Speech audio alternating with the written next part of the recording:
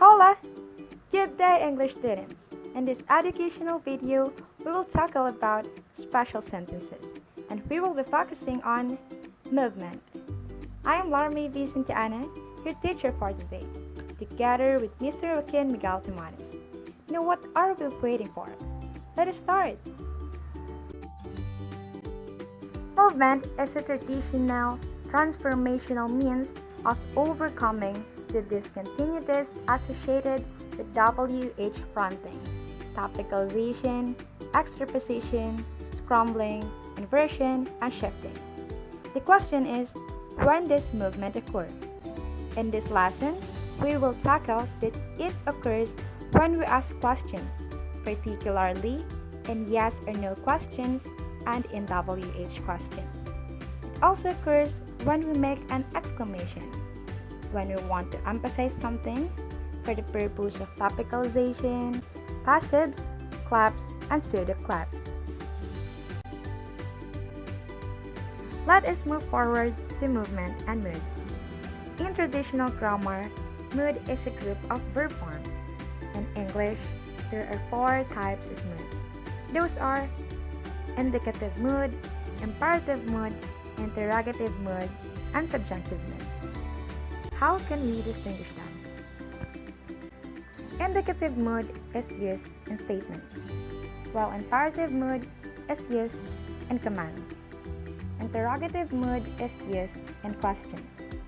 Lastly, subjunctive mood is used to express possibilities and wishes. Now, let us test your knowledge. The challenge for you is you need to identify the mood in these verbs. You can pause the video. Number 1. Who went away for the summer? Number 2. Don't tell me you stayed in Madison. Number 3. I enjoyed the break. Number 4. God bless America. Number 5. My holiday wish is that nobody go lose burritos. And number 6. Do you understand? Let us check if your answers are correct. Again, we can determine the moods referring to what kind of sentences they are and their content. If your answers are correct, that is excellent. How about the movement in yes or no questions? Here are the examples. The sentence, that is interesting, turned into a question, is that interesting? The linking verb is moved ahead to the beginning in question form. She can go, turned into can she go? The modal auxiliary verb can move to the beginning. I saw Santa becomes did you see Santa? If you already forgot what VGP stands for, it means verb group. And I want you to observe the movement of the words in this syntactic tree diagram.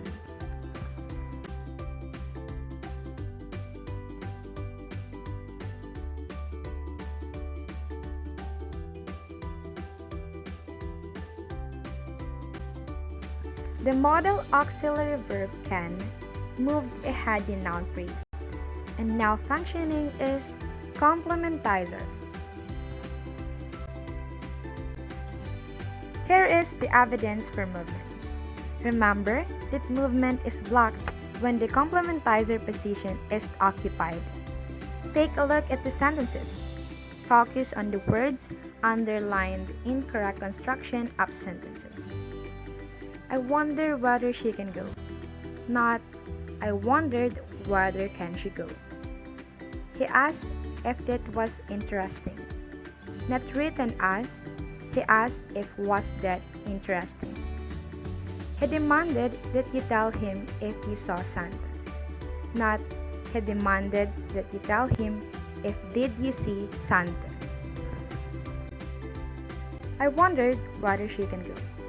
The syntactic tree diagram shows that movement is blocked when the complementizer position is occupied.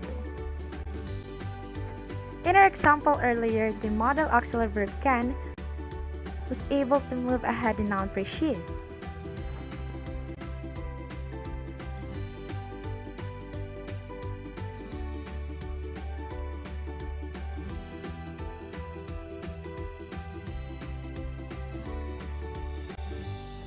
Again, movement can be blocked if the complementizer position was already occupied. That's all for my part, and I hope you learned something from me. For the continuation, here is Mr. Joaquin Miguel Timones. Hi, I'm Joaquin Timones and I'm going to explain to you interrogative questions. On a logical standpoint, interrogative questions are basically sentences that interrogates the subject on different points of views. These are sometimes called WH questions, but for the sake of tackling this topic, we are going to call them WH questions. They are called WH questions because they are built with interrogative words like what, when, where, why, who, and how. Although how does not start with the letters W and H, it is still considered part of the WH questions. Here's an example of a WH question. When did you saw the bird? In this sentence, we can clearly see that when is the WH question of the sentence, implying the context of time for the missing direct object, which is the bird. Now, with all that said, I want to introduce a concept that you always use but I'm sure you're not quite familiar with. They are called echo questions. Basically, just like an echo, it kind of bounces back to you. So here's an example of a basic WH question. Who did you see? And here's how we turn it into an echo question. You saw who? So as you can see, the echo question kind of bounces back to the WH question. So here's another example. What did you do? On an echo question, it's you did what? You might be noticing a pattern here. This is because echo questions are evidence of movements and traces. You can clearly see the WH question being moved at the end of the sentences. So that's how WH questions work, and how echo questions can basically change the formation of the question but still implies looking for the same answer. So let's talk about exclamations. Exclamations are symbols that imply an expression within a sentence. It can be fear, excitement, surprise, anger, happiness, or stuff like that. Here's an example sentence. Oh, grandmother, what big ears you have. Can you find how a WH question was used to express a subject? Exactly. The answer is, what big ears you have. It uses the WH question, what, but in the sentence, it doesn't imply as interrogative. Rather, it was used to imply an expression. Therefore, it's part of an exclamation sentence. Okay, so we're done with WH questions. Let's talk about topicalization, passivization, clefs, and pseudo-clefs. Topicalization simply wants to put focus on the information. For instance, we have, I love German beer. Using topicalization, we could prefer German beer I love. Here's another example. The flag went up. Using topicalization, up went the flag. So I hope you got a clear idea of what topicalization is.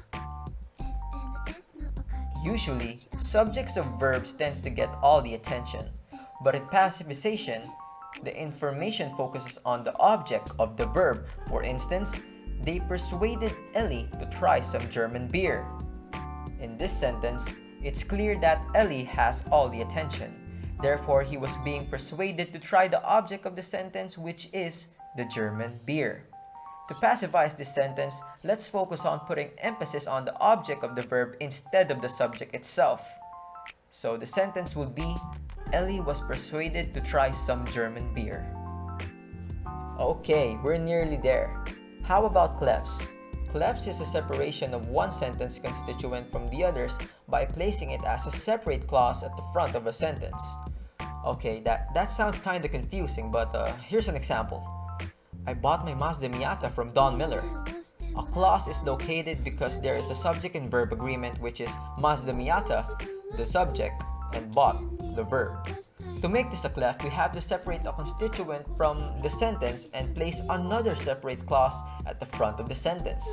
Therefore, we can try and make "It was my Mazda Miata that I bought from Don Miller." We now have two clauses here. It was my Mazda Miata and I bought from Don Miller. Lastly, we have pseudo-clefs. So kinda similar to the normal clefs, but they try to add a WH question to make a sentence more relevant to understand.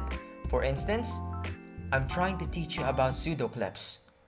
On a first-person perspective, the sentence will be, what I'm trying to do is to teach you about pseudo-clefs, where we use what as a WH question to emphasize the object of the sentence. And this is where the lesson ends. Thank you very much for listening.